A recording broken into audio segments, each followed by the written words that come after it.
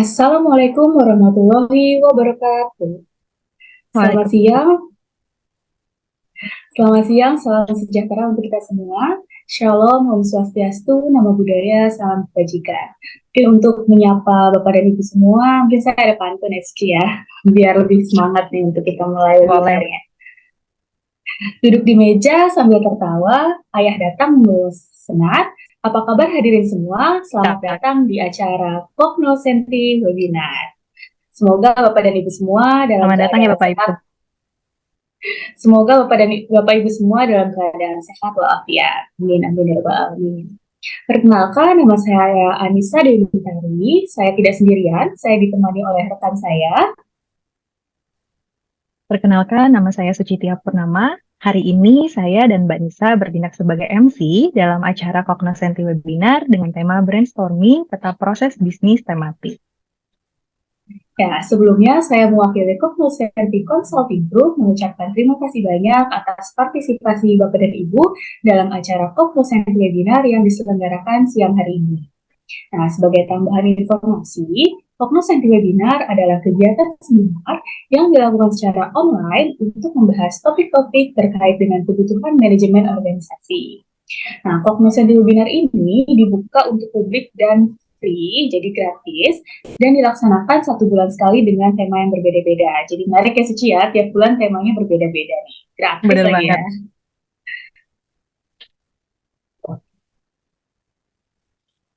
Oke. Oke, sebelum kita mulai agenda hari ini, mungkin kita perkenalan dulu nih ya Mbak Nisa, apa sih CCG ini? Nah, jadi Iya. CCG ini atau yang kepanjangannya dari Cognoscenti Consulting Group ini adalah sebuah lembaga konsultan manajemen yang telah berpartisipasi secara aktif dalam pengembangan dan penerapan praktik-praktik manajemen, baik dalam organisasi pemerintah, swasta, maupun BUMN. Nah, dalam melakukan pendampingan lembaga atau instansi tersebut, CCG melakukan pendekatan filosofis, teoritis, serta benchmarking secondary data. Salah satu metodologi unggulan yang kami kembangkan sendiri, yaitu peta proses bisnis 3 dimensi yang telah diadopsi oleh Kemenpan RB pada Permenpan RB nomor 19 tahun 2018. Oke, benar banget. Nah, Suci ini juga nih ada segmen yang nantinya ditunggu-tunggu oleh hadirin kita ya. Nah, pastinya nggak mungkin kalau webinar kita ini nggak ada door prize ya, Suci ya. Oke, jadi nanti kita akan membagikan door prize nih untuk Bapak dan Ibu yang beruntung. Door prize ini adalah buku yang diterbitkan sendiri oleh CCG yang pastinya sangat bermanfaat untuk Bapak dan Ibu semua. Semoga nanti Bapak dan Ibu bisa memenangkan door prize-nya ya. Oke, mungkin Amin. iya, di sini udah banyak nih Suci pesertanya nih. Kita sapa-sapa dulu kali Suci ya. Boleh kita sapa dulu. Eh, siapa nih di sini? Oke. Eh, ada Ibu Asnidar. Halo, selamat siang Ibu. Iya, selamat datang di webinar CCG ya Bu ya. Oke. Halo Ibu, ada siapa lagi nih? Ada, oh ada Pak Nov nih. Halo Pak Nov. Ya, Halo halo, Pak. Assalamualaikum. Selamat sore. Waalaikumsalam. Oke. Sore, Selamat sore selamat sore Bapak. Pak. Satu lagi nih Suci. Siapa nih? Apalagi siapa nih? Mungkin dari Kemendikbud ada Pak Aryo. Halo, Assalamualaikum Bapak. Waalaikumsalam warahmatullahi wabarakatuh. Ya, selamat datang di webinar CCG ya Pak. Ya, terima kasih Mbak. Ya.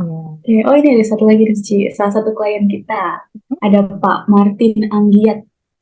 Halo Pak. Halo Pak Martin.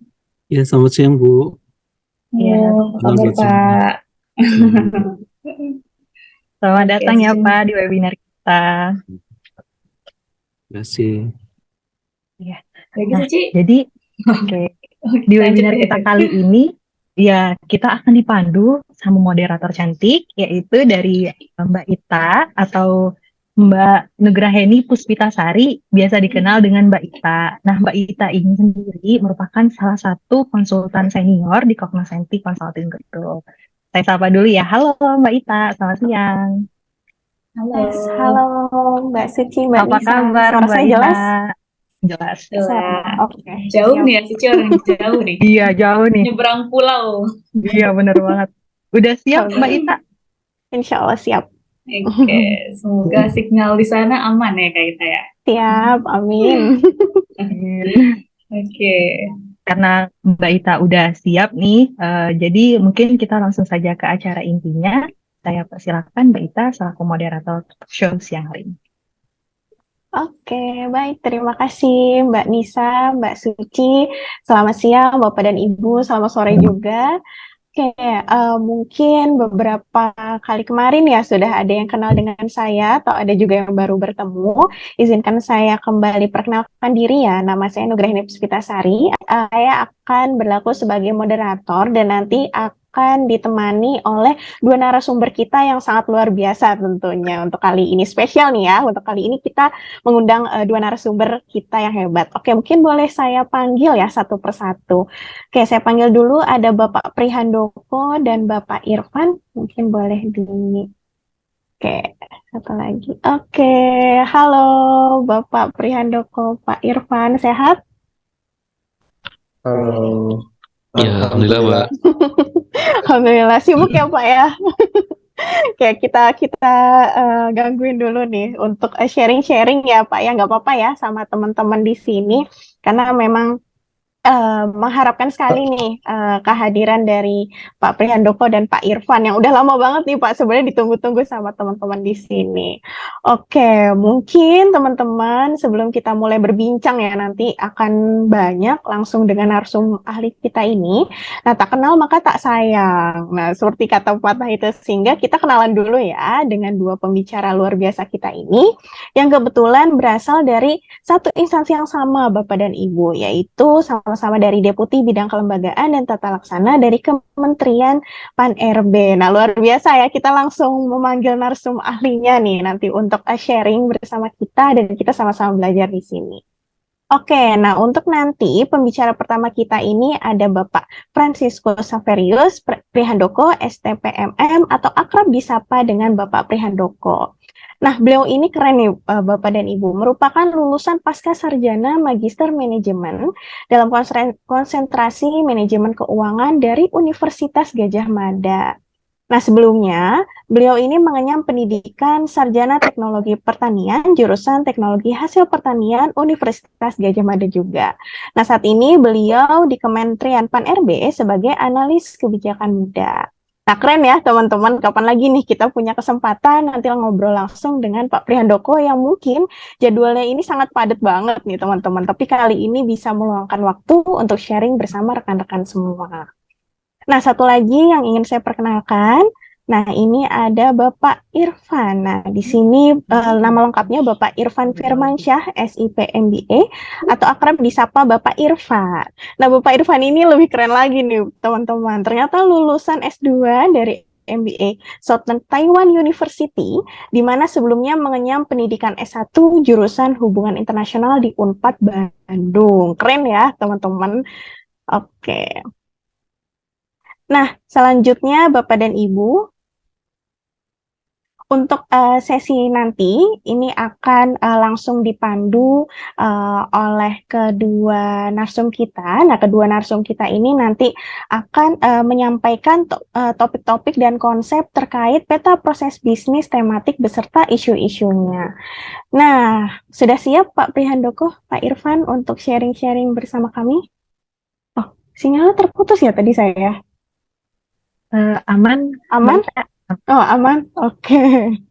Oke, sudah siap Pak Prihandoko, Pak Ya. Irfan? Ya. Mbak Ita, kayaknya saya duluan yang presentasi ya. Oh, oke. Saya Boleh, coba boleh. Nggak apa-apa. para peserta juga.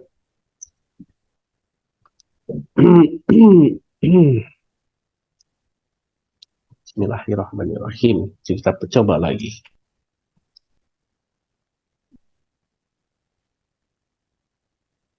Ini udah beberapa kali seperti ini, Mbak.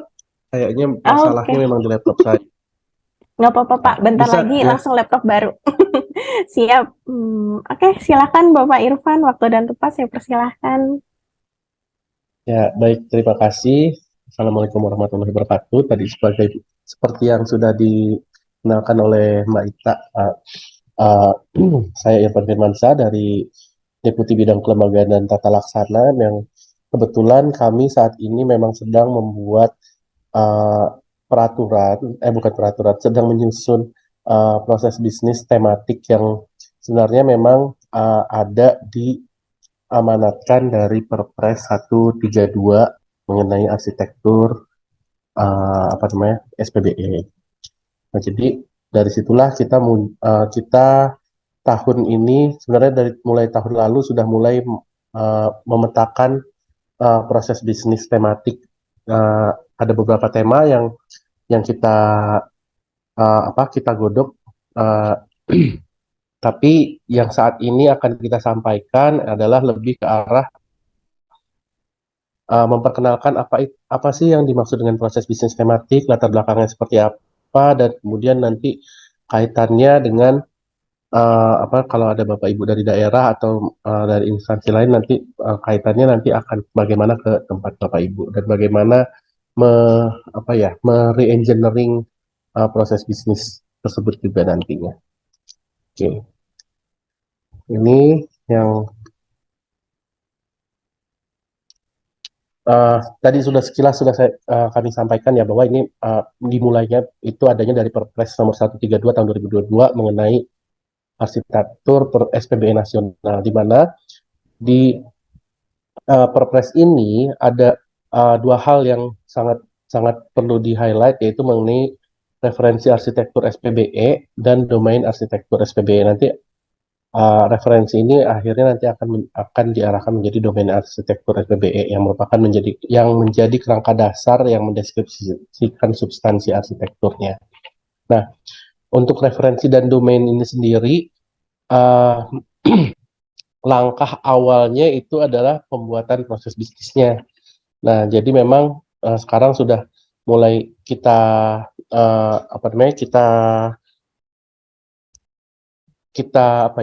kita petakan proses bisnis khususnya untuk yang tematik. Kalau yang untuk yang non tematiknya, tentunya teman-teman yang ada di instansi pemerintah juga sudah mulai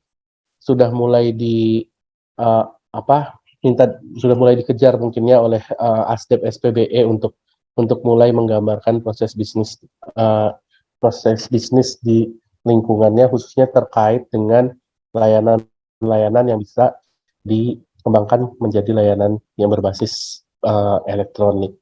Nah, sampai dengan tahun 2024 di dalam Perpres tersebut itu terlihat ada 8 hal yang harus digenjot tematiknya, yaitu mengenai perizinan dan akreditasi, pekerjaan umum dan perumahan rakyat, kesehatan, bantuan sosial, hukum dan keamanan, pendidikan dan pemerintahan umum, dan satu data.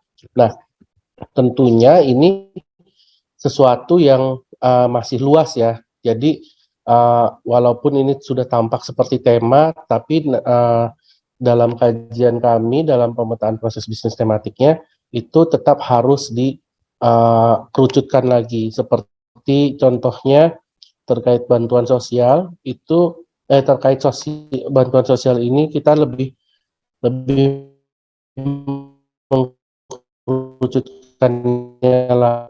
Kemudian untuk perizinan dan akreditasi kita lebih kerucutkan lagi kepada P3DN, penggunaan produk dalam negeri ya, seperti itu. Jadi kita kerucutkan lagi. Jadi nanti dari 8 ini bisa ada banyak sekali sebenarnya tema-temanya. Nah, ini contohnya ada beberapa dari Perpres itu juga ada 19 ya kalau nggak salah, ada 19 inisiatif strategis yang perlu untuk dilaksanakan, dan ini sudah kita coba kelompokkan. Itu kalau dilihat di nomor ada 1, 2, 3, 4, 5, 6, 7, 8 itu sebenarnya pengangkaan tadi yang dari 8 hal yang 8 tema besar yang sudah kita yang sudah diberikan sebelumnya. Nah, kalau di sini bisa terlihat sekali bahwa yang paling banyak muncul adalah yang ke-7.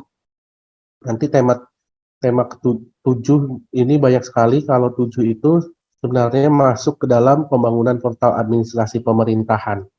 Nah, artinya ini memang akan besar sekali eh, tuntutannya kepada baik pada instansi daerah maupun instansi pusat untuk bisa menggambarkan bisa menggambarkan posisinya di dalam uh, proses bisnis tematik tertentu. Jadi misalnya kalau kita bicara tentang uh, tematik pengentasan kemiskinan ekstrim, ternyata hasil penggambaran kami, hasil kajian itu tidak hanya Kementerian Sosial yang ada di situ, tapi juga ada Kementerian Pendidikan.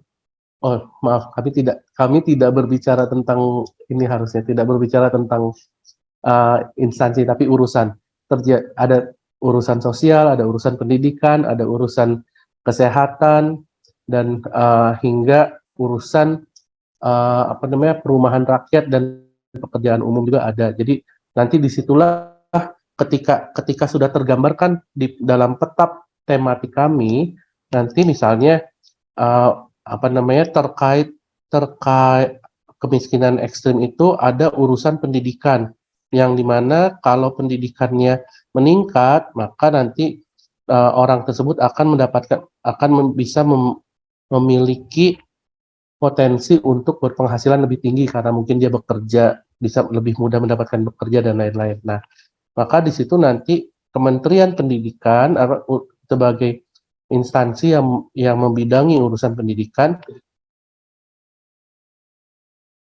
Ya, halo, halo.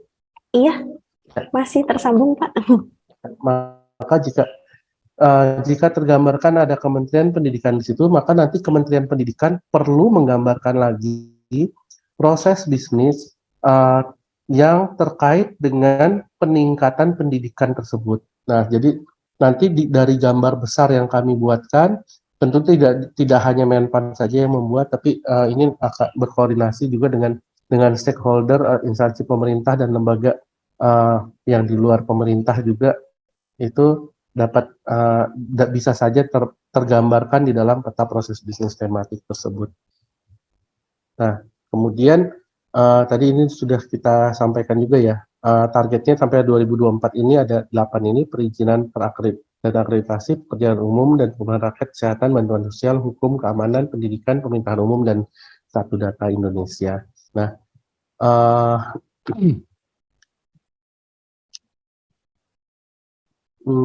ini udah semua ya. Nah, jadi kenapa kita akhirnya memutuskan harus ada bisnis tematik ini? Nah, sebenarnya terkait proses penyusunan peta proses bisnis ini kan sebenarnya sudah ada dari sejak tahun 2018 ya, dari Perpres 95 tahun 2018, di mana ini semua kita memerlukan untuk menyusun proses bisnis sebagai acuan kan. Nah, dengan adanya kebijakan dari presiden untuk mulai dari RB tematik, proses bisnis tematik, maka masih dengan menggunakan tata cara bagaimana menggambar proses bisnis, yang di tahun 2018 itu kita tetap laksanakan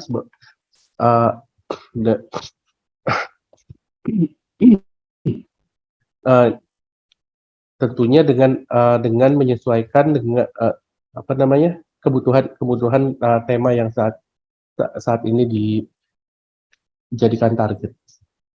Nah, perbedaannya apa sih proses bisnis saja dengan proses bisnis tematik? Nah, kalau proses bisnis itu merupakan sekumpulan kegiatan yang terstruktur dan saling terkait dalam pelaksanaan tugas dan fungsi instansi dan pemerintah daerah masing-masing ya. Nah, jadi kita tahu ya ada level 1 sampai level 4 kan. Nah, kalau proses yang biasanya kita kerjakan itu biasanya masih berada di lingkup kita sendiri-sendiri nih, mau di level 3, mau itu di dalam instansinya lintas deputi atau lintas eselon 1, eselon 2 seperti itu. Nah, kalau proses bisnis tematik ini yang sudah mulai di level yang lebih tinggi lagi. Ini masuknya di level 2, di mana kami menggambarkan proses bisnis tematik itu sebagai sekumpulan pelaksanaan kegiatan tugas-tugas penyelenggaraan pemerintah dan pembangunan dengan tema tertentu.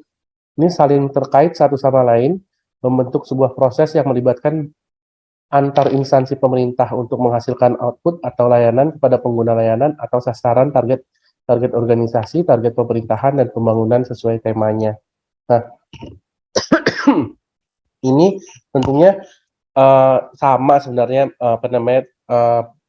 pentingnya itu sama seperti halnya kita membuat proses bisnis, karena itu akan menjadi acuan, pertegas peran, terus mempermudah penelusuran hambatan, membagi bagian reformasi birokrasi dan acuan pengembangan proses bisnis berbasis digital. Nah, jadi ini jadi sangat penting karena memang juga menjadi concern dari Bapak Presiden, sehingga dalam tema-tema tertentu dia bisa lebih efektif dan efisien untuk untuk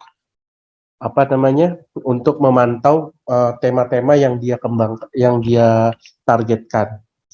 Nah, tujuan penyusunan proses bisnis juga pada dasarnya masih sama, yaitu mempermudah komunikasi, efisiensi, memastikan perjalannya peran, kolaborasi, dan meningkatkan kualitas pelayanan dan kebijakannya. Nah, dengan proses bisnis tematik ini juga harapannya nanti dari mulai penganggaran sampai dengan evaluasi itu bisa secara terintegrasi. Jadi tidak ada lagi atau kalau untuk sampai tidak ada mungkin sulit, misal setidaknya meminimalisir adanya anggaran yang tumpang tindih, yang double dikerjakan di dua instansi, juga menyasar hal yang sama seperti itu. Jadi itu nanti akan sangat terlihat juga dari pembagian peran dari masing-masing instansi yang tergambar di dalam peta proses bisnisnya. Nah, peta proses bisnis ini sendiri nantinya akan dibuat dalam bentuk instruksi presiden nantinya. Kemudian untuk bagaimana menyusun peta proses bisnis tematik ini akan dilanjutkan oleh Mas Oko. Silakan Mas Oko.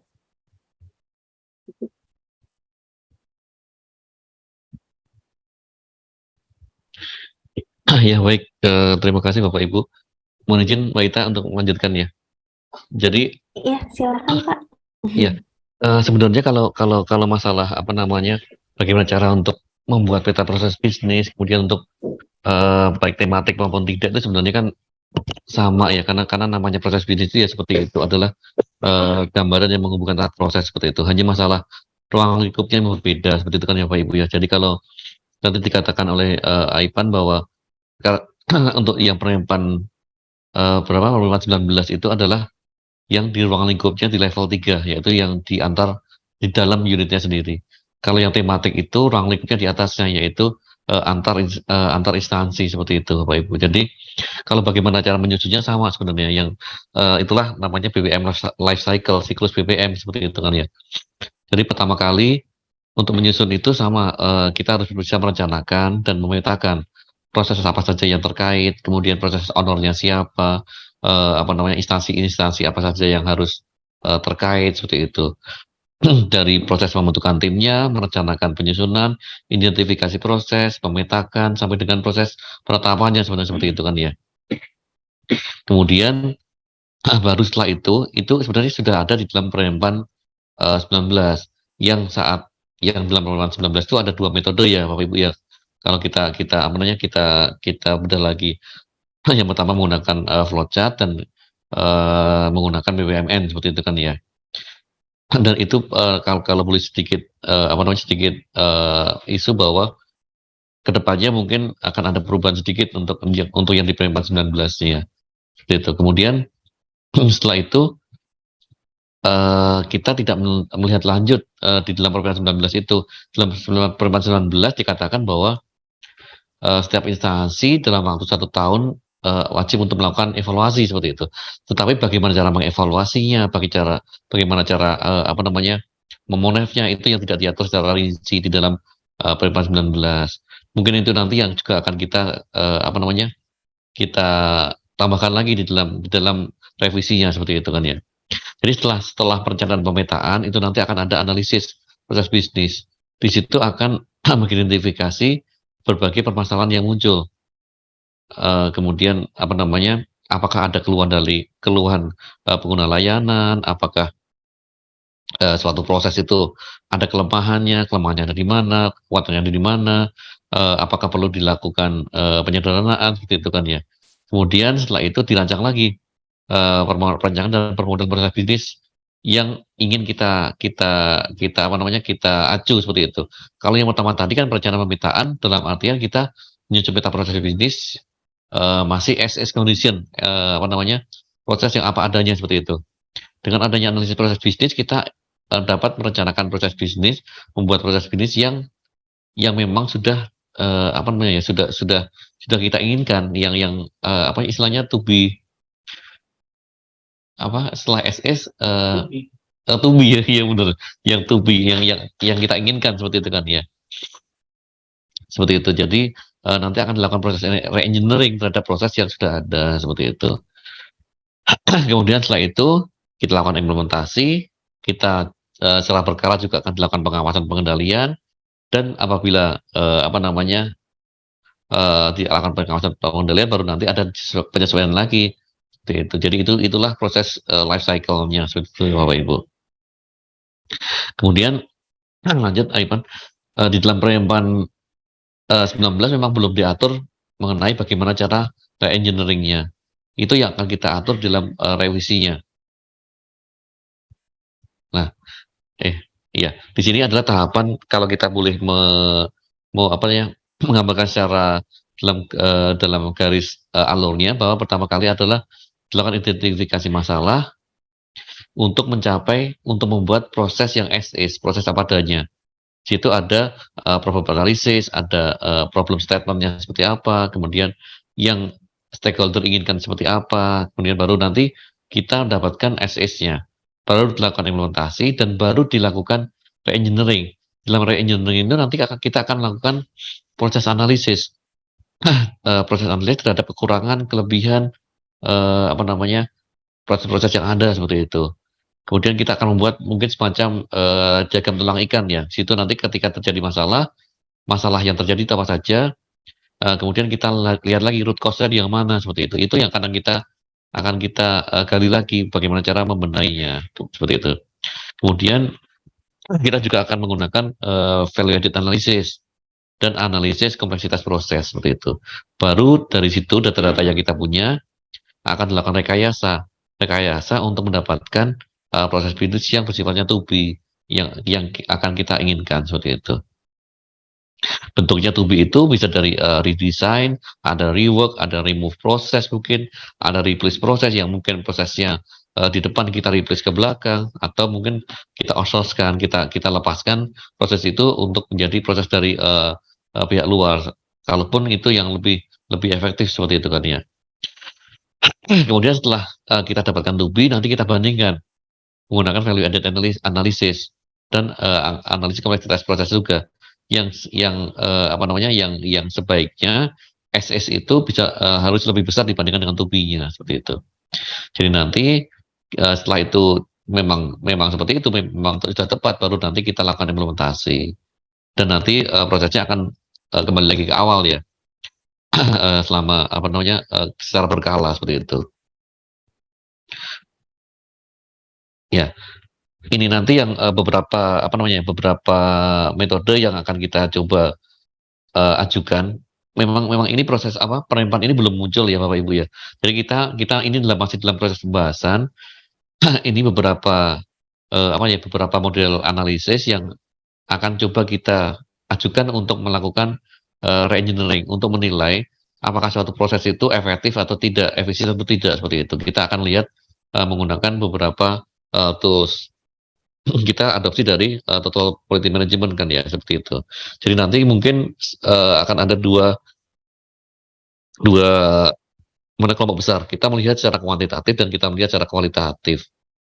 Jadi misalnya kita sekarang ini secara sudah dibuat nih proses SS-nya. Nanti kita lihat apakah ada defect di situ, apakah ada waste di situ. Kemudian kita lihat bisa menggunakan check sheet, scatter diagram dan sebagainya seperti itu kan ya. Atau kita bisa melihatnya dengan menggunakan kualitatif.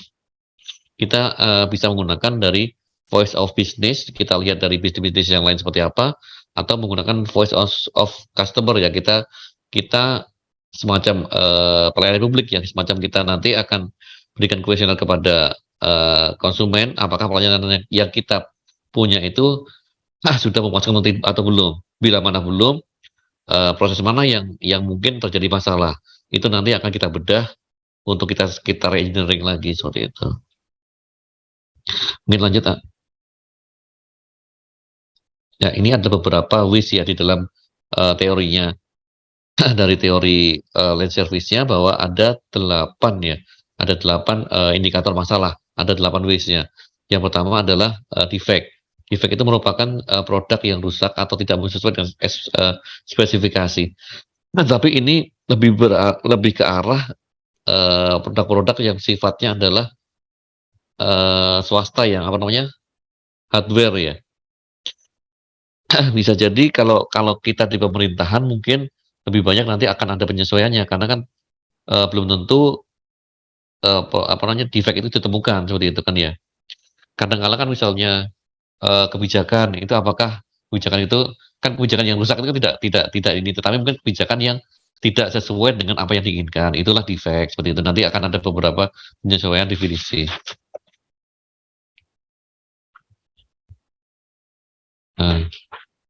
Misalnya kebijakan yang sudah dicabut seperti itu, baru-baru sebentar sudah dicabut seperti itu mungkin juga merupakan defect karena produk-produk kita penghasil kebijakan, tetapi kebijakan itu tidak bisa diimplementasikan seperti itu.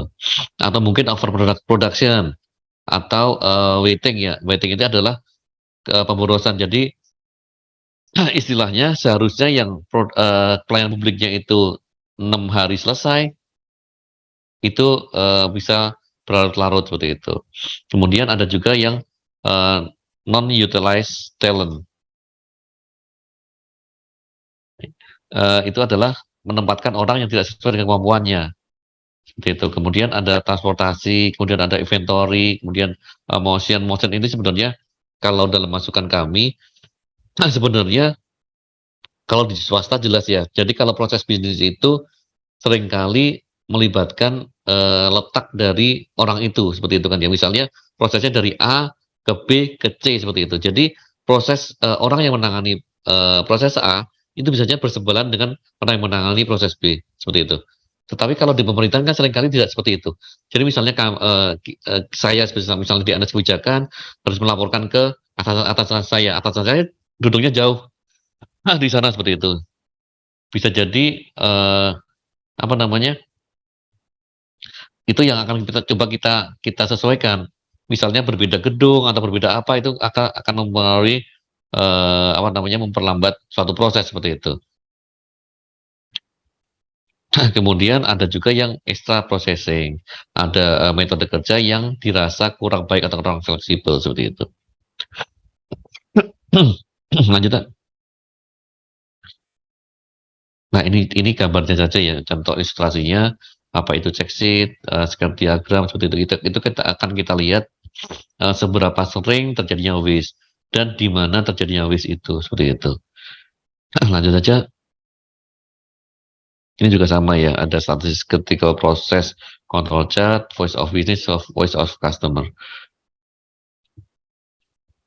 Ini double ya. Lanjut aja. Ya ini sebenarnya yang Bapak Ibu kita coba propose ya. Jadi kita itu membangun suatu proses bisnis. Itu kan kita ada levelnya ya, ada ruang lingkupnya. Yang paling rendah itu adalah SOP, seperti itu kan ya. Di atasnya itu ada proses bisnis. Di atasnya proses bisnis itu adalah yang sesuai dengan Permen 419 itu adalah proses yang menghubungkan antar paling tinggi adalah di dalam instansinya. Atau mungkin lintas eselon 1 atau bahkan kalau di Pemda adalah lintas OPD seperti itu kan ya. Nah, kemudian di atasnya itu adalah proses bisnis yang sedang kita bangun sekarang ini, adalah proses bisnis tematik. Proses bisnis tematik itulah proses bisnis yang sifatnya parsial sesuai dengan isunya, yang melibatkan beberapa instansi seperti itu kan ya, baik instansi pusat ataupun bahkan sampai dengan melibatkan instansi di daerah seperti itu. Tetapi masih terbatas terhadap isunya. Kalau yang level paling tinggi adalah level yang satunya adalah proses bisnis yang menghubungkan seluruh kegiatan atau seluruh proses yang ada di dalam NKRI ini, yang melibatkan dari instansi pusat, instansi kementerian, lembaga maupun daerah seperti itu kan ya. Itu yang kita sedang susun saat ini.